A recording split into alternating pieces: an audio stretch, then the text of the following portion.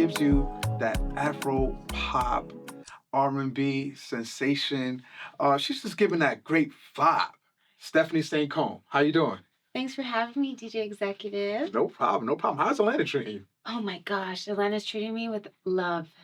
That's it. Love and high frequency. That's the vibe that we bring. That's the vibe that we always bring. And I'm happy that you're getting to enjoy some of it. And hopefully you get to enjoy a little bit more of it this weekend. Yes. All right. So listen, let's get into your debut single that's heating up, playing everywhere, all over the radio stations and everything. Pressure.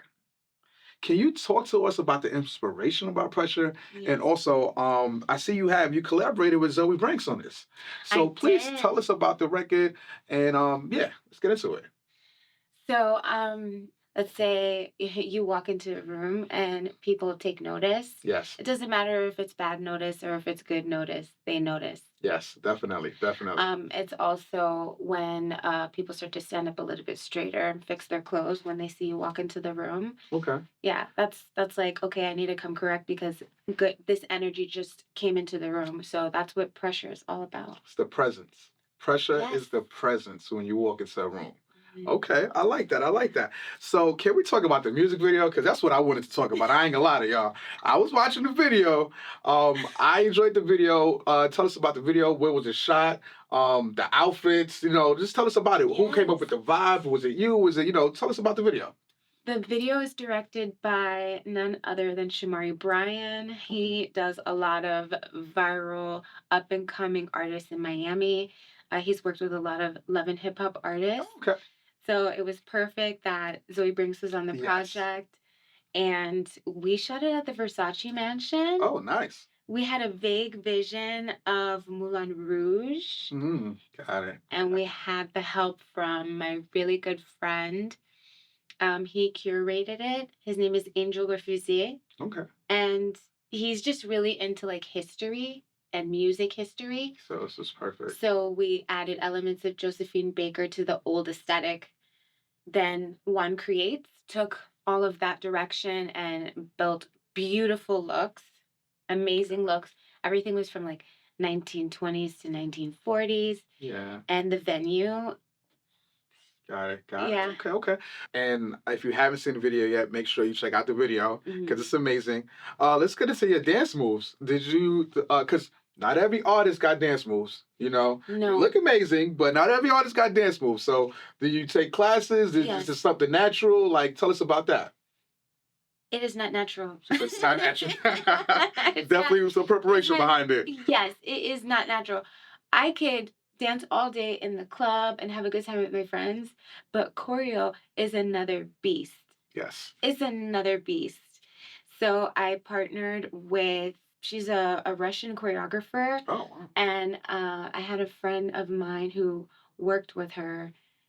She was on a reality show, like season 6 of like one of those World of Dance things on MTV. Professional, yes.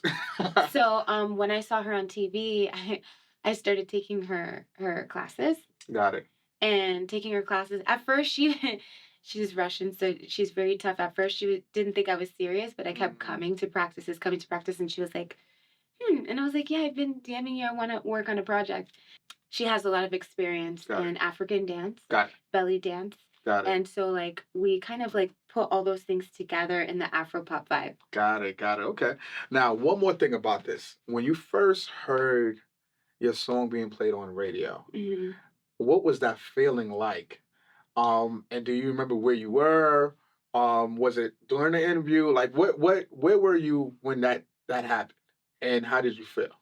For me, it was, like, when I was actually at 99 Jams. Like, got it. When I was actually there sitting down with Mike, that was, well, just pulling up. Like, Isaac, shout out to Isaac. He comes with me everywhere big. Every big moment he captures it.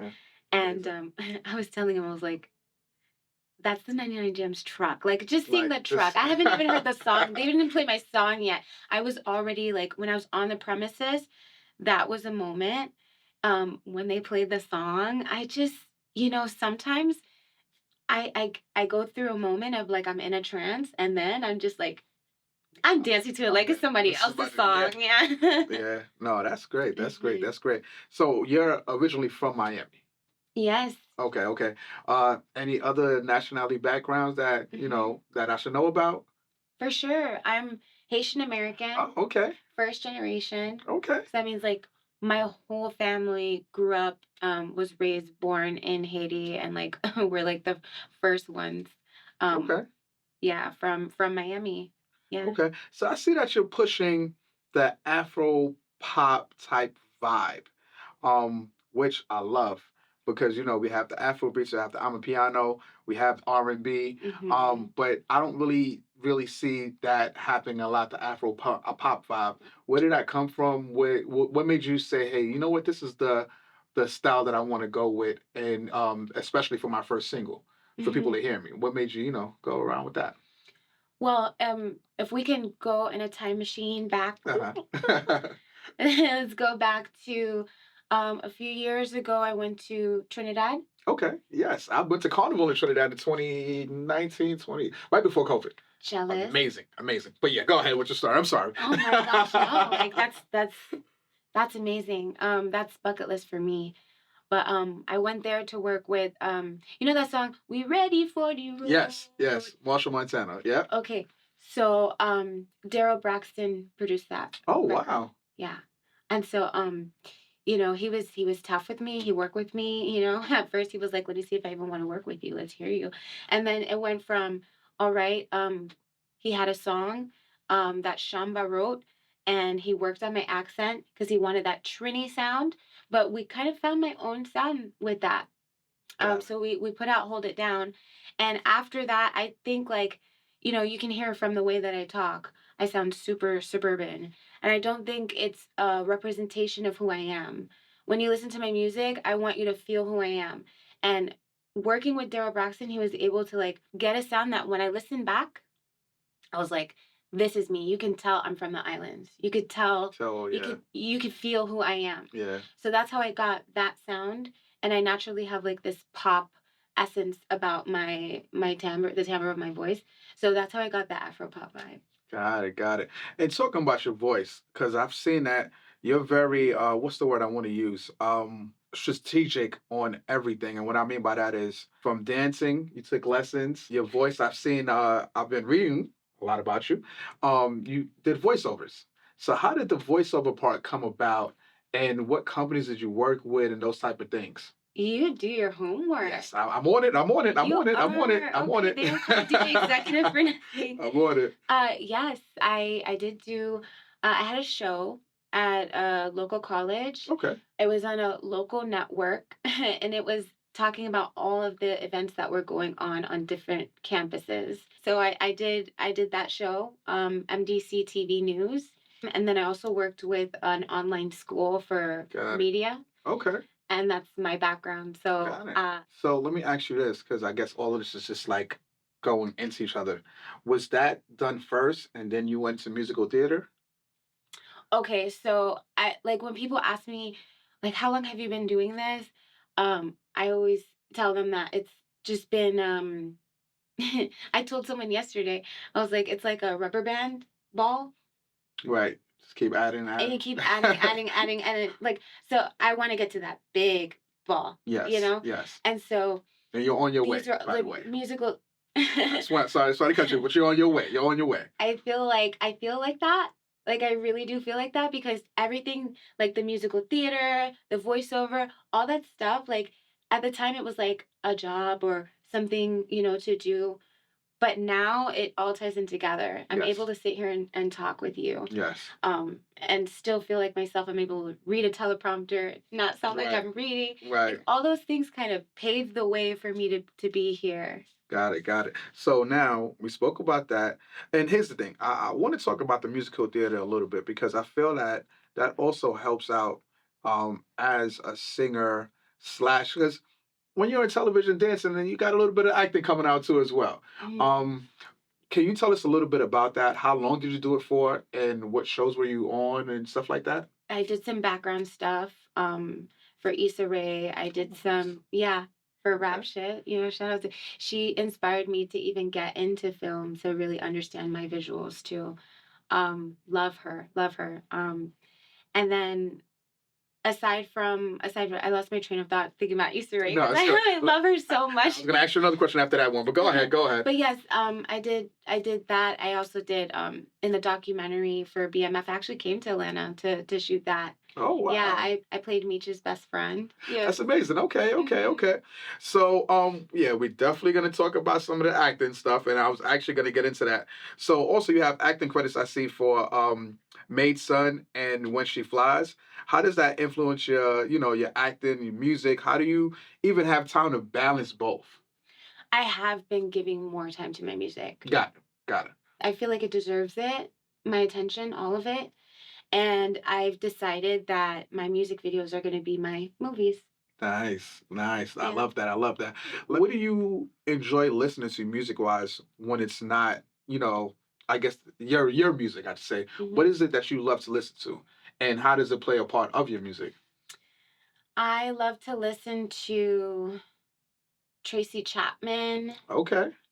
because she, give me one reason to stay here, and after, Yeah. that Yeah, no, I when understand. she does the guitar, like to me, I was like, I can do that. So it challenges me to like go play my guitar. And I also love Amaray. Okay. She's from Guyana. She also has that pop vibe. I look up to her a lot. And I'm Guyanese as well, but we'll talk about that off topic. Yes. Yeah. And yeah, so Yes. I Yes. I Yes. really really love her as an artist. She's very sexy, aesthetically wise, and her sound. Okay, okay. And when you do go into the studio, I just like asking random questions. Hmm. What is it that you have to have in that studio vibe Hmm. to make you say, okay, this is home? Some people got to have some Skittles, you got to have some coffee. What's home for you when you walk into that studio? What are the things that needs to be in that studio? Some of you might need some of your friends, your family. Like, what is it to get you into that studio vibe when you do get to the studio? It's nothing material. Oh, It's okay. nothing material. What I need to go into the studio is preparation. I need to already know everything that I'm doing when I go in there. Um, Sometimes I like to take off my shoes. I like my mic to sound a certain way. I like that reverb. I like the right EQing, and I'm good. I'm good. Everything else can be solved. Everything else I can get. If I want a little wine, if I want a little, you know, sparkling water, all that could come. But what's important to It's me your is voice. my prep. Prep. My I got prep. you. Hmm. I got you. Now, I know you did say that you're Haitian, so I know you speak a little bit of Creole. Hmm. Hmm. Besides that, do you speak any other languages? Or Hmm. okay? So, what other languages do you speak, and how do you use this in your music and stuff like that? I know you're known for that. So, Hmm. can you tell us about that? So singing in choir and singing for churches, singing for different services, weddings in the past, um, I had to sing in different languages Oh and wow, things like that. That kind of comes with it. A lot of your favorite singers, if you look, they've sung in other other languages, languages before. and I really respect that. Um, but for me, growing up in Miami, you have to know both. Like Yeah, you have to know some Creole. I really respect Hispanic people that know a little bit of Creole got because it. they don't have to. There's so many Spanish people. It's so Yeah, saturated. But like for me, if I wanted to work, I had to know conversational Spanish. got it. You're not gonna Got get a it. job unless you know Spanish. Got it. So Got I it. always tell people when I meet people, I'm always like, learn Spanish, practice your Spanish. Yeah. Um, singing a song in Spanish would be great. It would be great for me. I do. That's probably something you can expect in the near future. Is maybe something like that. And talking about that near future, I know pressure is the main focus right now, Hmm. but what else do you have in store for us?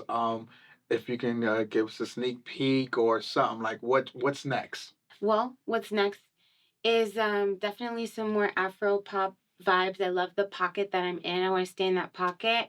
But I'm definitely thinking, well, I definitely have something in the works Okay, in the Spanish market as well, like a okay, little something like that, but it's definitely Caribbean based. I'm really excited. Nothing has been finalized yet as far as like collabs and stuff, so I Got can't it. talk too much about that. Okay. Yeah. All right. And you know what I forgot to ask you? Hmm. Performing. I know performing for musical theater and performing your own music is totally two different things. Yeah. How do you feel when you're on stage performing and seeing someone in the front row, singing your lyrics or, that type of vibe? How does that feel and how does that come across? That is the ultimate compliment. Somebody's actually vibing to it, and